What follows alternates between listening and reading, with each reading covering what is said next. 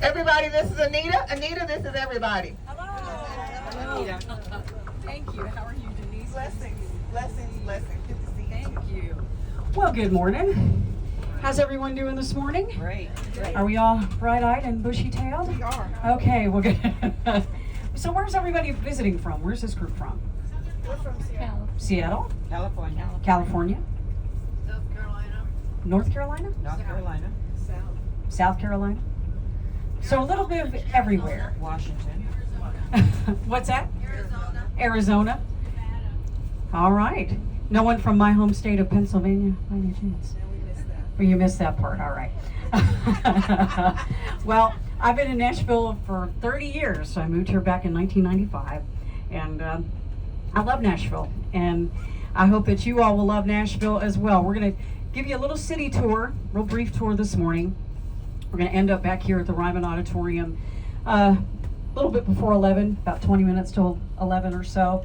And but in the meantime, we're just going to give you a little short overview of Nashville. We're going to talk about the history of country music. Y'all love country music? Yes. All right. I grew up on classic country music, so I love people like Merle Haggard and George Jones. That's the kind of music that I love. But without further ado, we're just going to go ahead and take off here, my friend Anthony. Thank you very much. All right.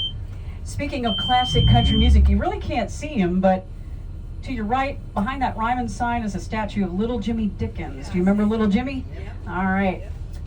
So if we could take a right on Broadway and then go up 5th and go over to Bicentennial first, and then we'll kind of loop our way around. Okay. Yeah, Little Jimmy Dickens was a member of the Grand Ole Opry for many years and had a lot of great hit songs like I'm Little But I'm Loud. He was only 4'10". Now we've worked together several times over the years, so I really like working with Tony. And I think that he and I live in the same area in Hendersonville, Tennessee. I live right in the streets of Indian Lake.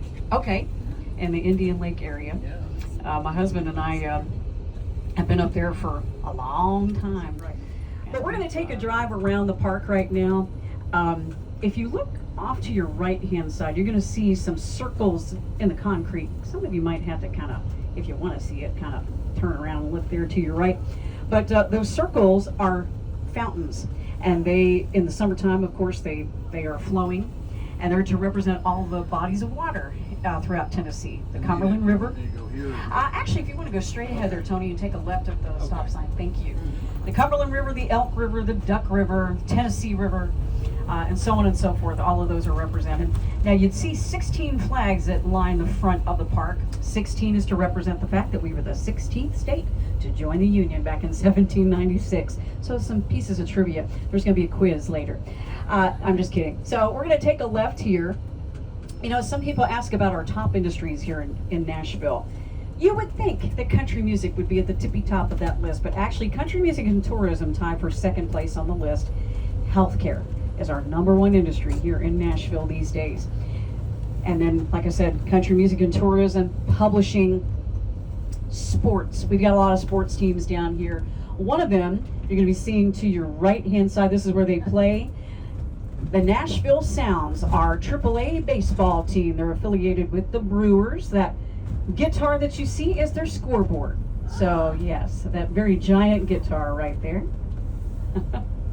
But the Sounds were established back in 1978, and they've got a lot of great things set up there in the park.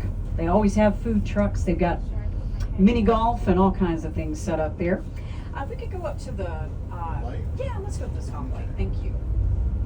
If you look to your left-hand side, you're going to see the Tennessee State Library. You're going to learn a lot of fun facts about our great state on the side of the building. For instance, our state fruit is the tomato. Our state rock is limestone. You're going to find that throughout our state. Our state beverage is not what you think it is. It is milk. We have a lot of dairy farms throughout our state. And if we have any puppy dog fans on board, our state dog is the blue tick coonhound. So how about that? Actually, you can see a picture of him there on the side of the building with those big floppy ears. That's right. Is that a frog? That's a cat. Now you're going to be singing Hound Dog all morning long. But if you look to your left-hand side, you're going to see the Court of the Three Stars. Same 3 stars that are on our state flag. Now, in the center of that little area over there, you don't even need a microphone. The acoustics are so good over there.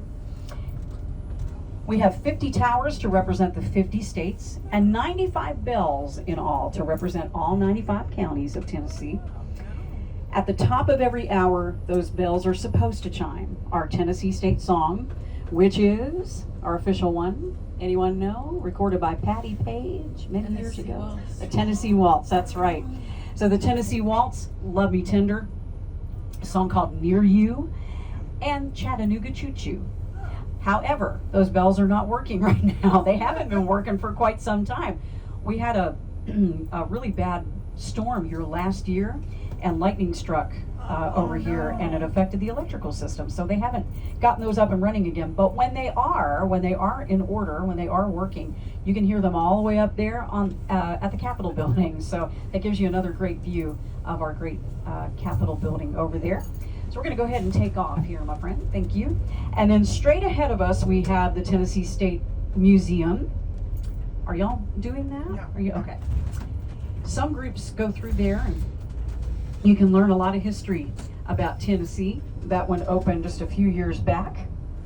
Now we have a granite wall that goes around the perimeter of the park, and that gives you, again, a lot of history about our state. The bigger columns are separated by decades, if you want to look. So for saying that, I'm going to give each and every one of you my autograph. Tony just said that he got a chance to encounter Randy Owen at the airport one time. At the airport? Yeah. But he said that, Tony said that any of you who want his autograph, he'll be glad to do that for you sometime during this tour, because Randy Owen didn't want to give him his autograph. I'm just kidding. I know. Oh my goodness. So, like I said, this is Centennial Park, and we're going to give you a little bit of a backstory right now. If you can kind of visualize this in your minds, back in the 1700s, this used to be farmland that was owned by James Robertson's brother-in-law. So James Robertson, one of our founding fathers.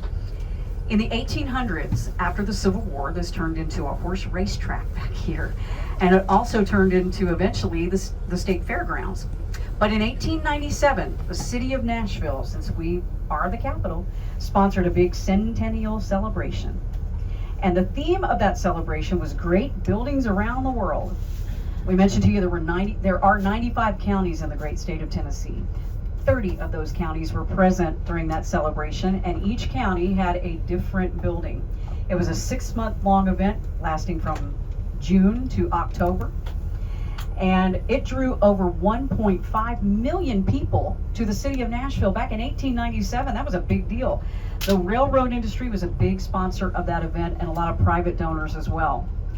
Now, being that we are known as the Athens of the South, Davidson County's contribution, or Nashville's contribution, is what you're seeing to the right-hand side, the Parthenon. It's an exact copy of the one in Greece. I don't know if any of you have ever gone to the original. We just got back. You just got back? We Oh went my to goodness. Greece and Istanbul. Oh my goodness. All right. Now, this one isn't falling apart, is it? Like the original.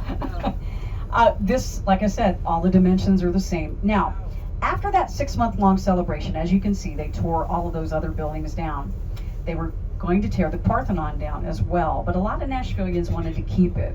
And so in 1920, the city of Nashville decided to keep it as a permanent structure, and they began to rebuild it, because just like the original Parthenon, the Nashville Parthenon was falling down as well. They kept having to patch it and repair it, so they rebuilt it. So what you're seeing is not the original 1897 Nashville Parthenon. This is from the 1920s. The inside of the Parthenon is an art gallery, and you would see a lot of, again, Greek-inspired artwork inside, as well as pictures of what it looked like back in 1897 on the grounds. If you straight ahead, there's a statue of the women's suffrage movement over there in the distance. How about we give you about 5 minutes or so to do that. Is that okay? We're a little bit tight on time. Okay, 10:01. We'll be back on the bus. All right. Thank you so much. On 2nd Avenue, what is now 2nd Avenue, back in the 1920s, that's when a lot of strolling musicians started to kind of make their way into this part of town to try to, work and play their music. Then eventually, by the 50s and 60s, all the music ended up on Broadway, and it is still that way today. All of the honky-tonks and venues are located here on Broadway. This is the main entertainment strip, if you will. And whenever you're ready here, Tony, we can go ahead and take off. Like I said, music starts here around 10 o'clock in the morning up until about 3 o'clock the next morning.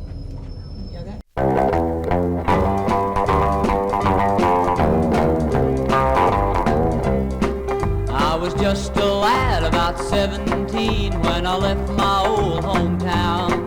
Couldn't find anything around Tulsa to keep a rambling man around. Took a change of clothes and an old guitar and a picture of my best girl. Hopped a freight one day off the Santa Fe and set out to see the world. I set up first.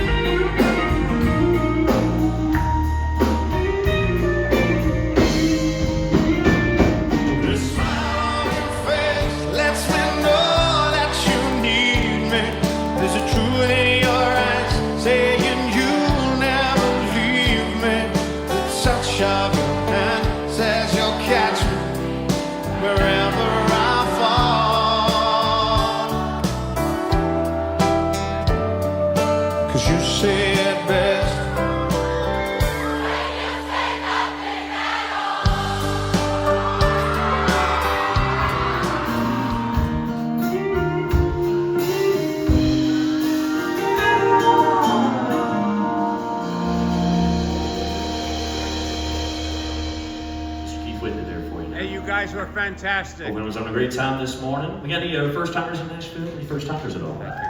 Ronan Keating. Oh, we got at least one, got two, got three.